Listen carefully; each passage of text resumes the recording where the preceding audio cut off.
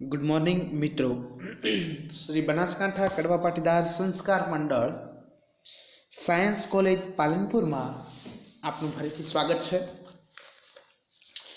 મિત્રો, આજે આપણે સંકરણનો અભ્યાસ કરીશું. તેના વિવિધ પ્રકારો વિશેની માહિતી મેળવીશું અને તેના દ્વારા કેટલાક સરળ અકાર્બનિક અણુઓના આકાર વિશેની ચર્ચા કરીશું. તો સૌથી પહેલા જોઈશું મિત્રો કે સંકરણ એટલે શું, સંકરણ કેવી રીતે થશે તેની વ્યાખ્યા જોઈશું. કોઈ પણ પરમાણુની લગભગ સમાન ઉર્જા પરંતુ ભિન્ન આકારવાળી કક્ષકો પોતાની ઉર્જા તથા ઇલેક્ટ્રોન વાદળનું પુનઃ વિતરણ કરી તેટલી જ સંખ્યામાં સમાન આકાર તથા સમાન ઉર્જાવાળી નવી કક્ષકો બનાવે છે. આ કક્ષકોને સંકર કક્ષકો અથવા સંકૃત કક્ષકો કહે છે તથા આ પ્રક્રિયાને સંકરણ કહે છે. તો જોઈશું મિત્રો કે કોઈ પણ પરમાણુ છે તો આ પરમાણુની લગભગ સમાન ઉર્જા ધરાવતી અને જુદા જુદા આકારવાળી કક્ષકો હોય,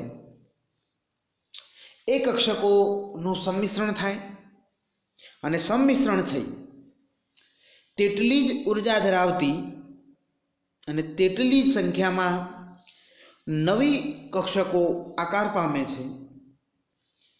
આમ આ નવી કક્ષકો જે બને છે, સમાન ઉર્જા ધરાવતી નવી કક્ષકો બને, એ કક્ષકોને સંકર કક્ષકો કહીશું અને આ પ્રક્રિયાને સંકરણ કહે છે. તો સંકરણ પ્રક્રિયાના કેટલાક મહત્વના મુદ્દાઓની ચર્ચા કરીશું મિત્રો. તો એક જ તત્વના પરમાણુ કે આયનની લગભગ સમાન ઉર્જા ધરાવતી કક્ષકો જ સંકરણમાં ભાગ લે છે. એમની વચ્ચેનો જે ઉર્જાનો તફાવત છે એ તફાવત નહિવત એટલે કે લગભગ સમાન ઉર્જા ધરાવતી હોય એવી કક્ષકો જ સંકરણમાં ભાગ લે છે. સંકરણમાં ભાગ લેતી શુદ્ધ કક્ષકોની સંખ્યા જેટલી જ નવી સંકૃત કક્ષકો બને છે. આપણે આગળ જોયું એ પ્રમાણે કે જેટલી સંખ્યામાં કક્ષકોનું સંમિશ્રણ થાય તેટલી જ નવી કક્ષકો આકાર પામે છે. તો જેટલી કક્ષકો સંકરણમાં ભાગ લેતી હશે તેટલી જ નવી સંકૃત કક્ષકો બને છે. કોઈ એક તત્વનો પરમાણુ એ ભિન્ન ભિન્ન સંકરણ કરી શકે. દાખલા તરીકે ઉદાહરણ તમને આપેલું છે કાર્બનનો પરમાણુ. તો જુદા જુદા સ્થિતિમાં જુદા જુદા સંકરણ કરી શકે છે. તો ઇથેનમાં sp3 સંકરણ, ઇથિનમાં sp2 સંકરણ અને ઇથાઇનમાં sp સંકરણ અનુભવે છે. આમ કોઈ પણ એક પરમાણુ હોય તો એ જુદા જુદા સંકરણ કરી શકે છે.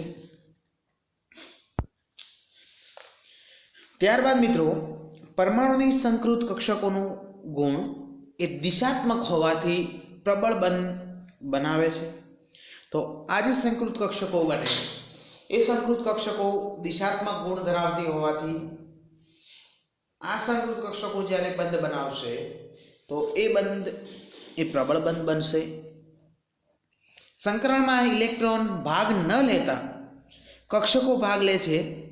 આથી સંકરણમાં ખાલી અર્ધપૂર્ણ કે પૂર્ણ ભરાયેલ એમ બધા જ પ્રકારની કક્ષકો ભાગ લઈ શકે છે. જો સંકરણમાં ઇલેક્ટ્રોન ભાગ લેતા હોય તો ખાલી અને સંપૂર્ણપણે ભરાયેલી કક્ષકો ભાગ લઈ શકે નહીં, પરંતુ સંકરણમાં ઇલેક્ટ્રોન ભાગ ન લેતા કક્ષકો ભાગ લે છે. એટલે સંકરણ થવા માટે કક્ષકો જરૂરિયાત છે. તો આ કક્ષકો માં ખાલી કક્ષકો, અર્ધપૂર્ણ કક્ષકો અને પૂર્ણ ભરાયેલ એમ બધા જ પ્રકારની કક્ષકો ભાગ લઈ શકે છે. પરસ્પરના આકર્ષણને કારણે સંકૃત કક્ષકો ત્રિપરિમાણમાં એકબીજાથી મહત્તમ અંતરે રહે છે. તો આપ જાણો છો એ પ્રમાણે કે કોઈ પણ પરમાણુ હોય તો પરમાણુની બાહ્યતમ કક્ષા એટલે કે સંયોજકતા કક્ષામાં ઇલેક્ટ્રોન ગોઠવાયેલા હોય છે અને આ ઇલેક્ટ્રોન એ ઋણ વીજભાર ધરાવે છે. એ જ પ્રમાણે પરમાણુના કેન્દ્રમાં ધન વીજભાર આવેલો હોય છે. હવે બે પરમાણુ પરસ્પર એકબીજાની નજીક આવે તો પરમાણુ કેન્દ્ર અને ઇલેક્ટ્રોનના અપાકર્ષણને કારણે સંકૃત કક્ષકો એકબીજાથી મહત્તમ અંતરે રહે છે તથા ચોક્કસ દિશાત્મક હોવાથી ચોક્કસ બંધકોણ અને ભૌમિતિક આકાર સ્વરૂપે એકબીજાથી અપાકર્ષણ ઓછું લાગે એ પ્રમાણે અવકાશમાં ગોઠવાયેલા હોય છે.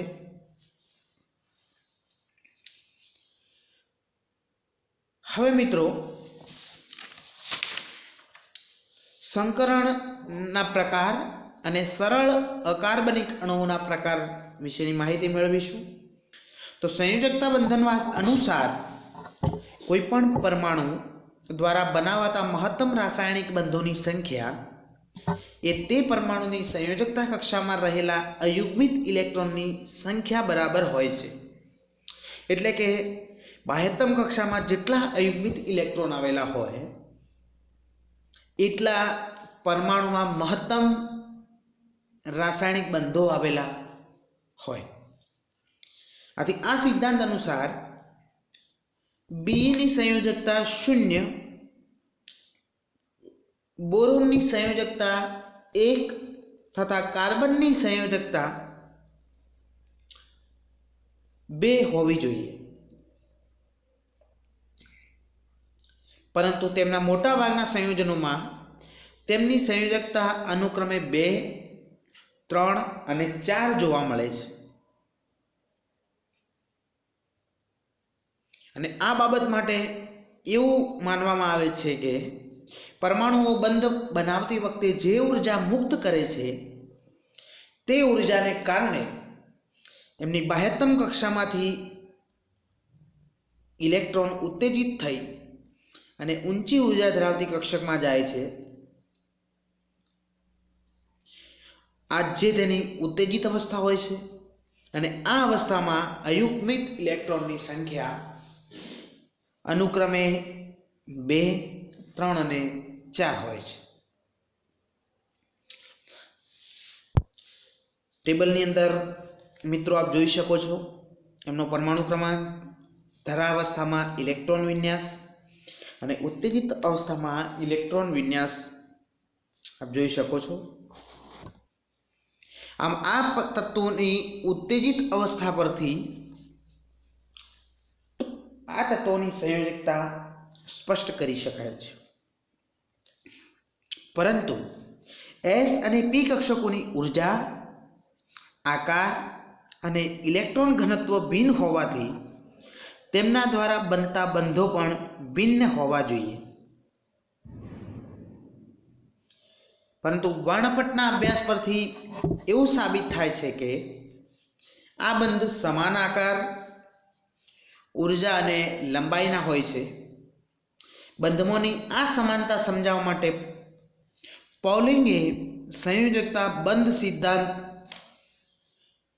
સંકરણનો ખ્યાલ રજૂ કર્યો. હવે મિત્રો, સંકરણના વિવિધ પ્રકારનું કોષ્ટક આપ ટેબલમાં જોઈ શકો છો. અણુમાંનો મધ્ય પરમાણુ એ તેની વિવિધ કક્ષકો એસ, પી અને ડી પૈકી કઈ અને કેટલી કક્ષકો સંકૃત કક્ષકો બનાવવામાં ઉપયોગમાં લે છે તેને આધારે પ્રત્યેક અણુમાં સંકરણનો પ્રકાર નક્કી થાય છે.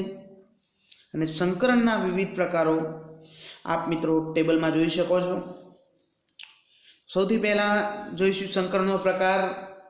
સંકરણના વિવિધ પ્રકારો છે SP, SP2, SP3, SP3D અથવા તો DSP3, SP3D2 અથવા તો D2SP3 સંકરણ. એમની વચ્ચે બે સંકર કક્ષકો વચ્ચેનો બંધકોણ પણ ટેબલમાં આપેલો છે. સંકરણમાં ભાગ લેતી કક્ષકો અને તેની સંખ્યા પણ આપ ટેબલમાં જોઈ શકો છો. સંકરણ દર્શાવતા અણુના વિવિધ પ્રકારો, અણુના ઉદાહરણ અને બંધકોણ તથા અણુનો આકાર પણ આપ જોઈ શકો છો. સૌથી પહેલાં જોઈશું મિત્રો SP સંકરણ. તો સંકરણમાં ભાગ લેતી કક્ષકો કઈ કઈ હશે? એક S કક્ષક અને બીજી એક P કક્ષક. આ બંને સંકર કક્ષકો વચ્ચેનો બંધકોણ 180 અંશ હશે. સંકરણ દર્શાવવા માટે AB2 પ્રકારના અણુઓ જોઈશું અને ઉદાહરણ છે BeCl2. એમની વચ્ચેનો બંધકોણ 180 અંશ સેલ્સિયસ અને બંધકોણ 180 અંશ સેલ્સિયસ છે, 180 અંશ છે, એટલે એમનો આકાર પણ કેવો થશે? રેખીય. એ જ પ્રમાણે SP2, એક S કક્ષક અને બે P કક્ષકો. બે સંકર કક્ષકો વચ્ચેનો બંધકોણ 120 અંશ. સંકરણ દર્શાવતા પ્રકારોમાં AB3 અને AB2L પ્રકારના સંયોજનો અણુઓ. AB3 પ્રકારનામાં BF3, BCl3, BO3-3 અને એમની વચ્ચેનો બંધકોણ છે 120 અંશ અને આકાર થશે સમતલીય. AB2L પ્રકારના સંયોજનો છે, તો ઉદાહરણ છે SnCl2, PbCl2. એમની વચ્ચેનો બંધકોણ <120 અંશ અને એક કોણીય આકાર ધરાવે છે. એ જ પ્રમાણે SP3, SP3D અને SP3D2 સંકરણ જોશો તો તમને ખ્યાલ આવશે કે કયા પ્રકારે બંધકોણ અને અણુનો આકાર બને છે, કઈ કઈ સંકર કક્ષકો સંકરણમાં ભાગ લેશે. આમ સંકરણની મુખ્ય સંકલ્પનાઓને સમજાવવા માટે કેટલાક સાદા અકાર્બનિક અણુઓને ઉદાહરણ દ્વારા સંયોજકતા બંધનવાદ સમજાવી શકાય છે. થેન્ક યુ મિત્રો.